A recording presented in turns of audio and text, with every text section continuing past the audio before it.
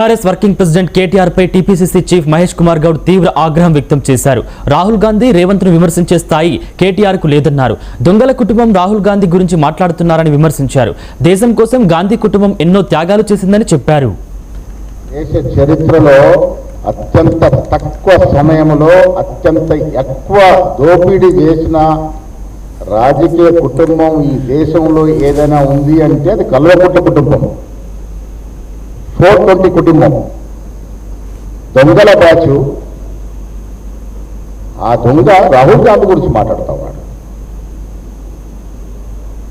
సిగ్గుండాలి మాట్లాడడానికి. రాహుల్ గాంధీ ఎక్కడా, నువ్వెక్కడా, నీ స్థాయి ఏంది? పాస్పోర్ట్ కుంభకోణం మొదలుకొని భూముల కుంభకోణం వరకు వివిధ రకాలుగా యథేచ్ఛగా దోచుకున్న నువ్వు ఈ దేశం కోసం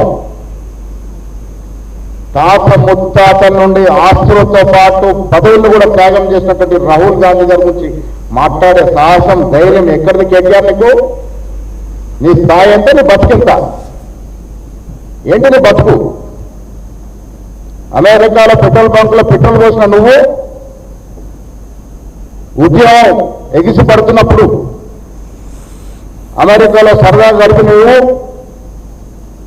ఉద్యమం ఒక రూపంకి వచ్చిన తర్వాత చీమలు పెట్టిన పాములో పుట్టలో దూరినట్టు సిరిసిల్లో దూరి ఆనాటి వరకు ఉద్యమంలో కేకే మహేందర్ రెడ్డి పుట్ట కొట్టి డబ్బుల మదంతో ఎమ్మెల్యే నువ్వు ఇవాళ రాహుల్ గాంధీ గారి గురించి, రేవంత్ రెడ్డి గారి గురించి మాట్లాడతావు. జ్ఞానం ఉండాలి మాట్లాడే ముందు.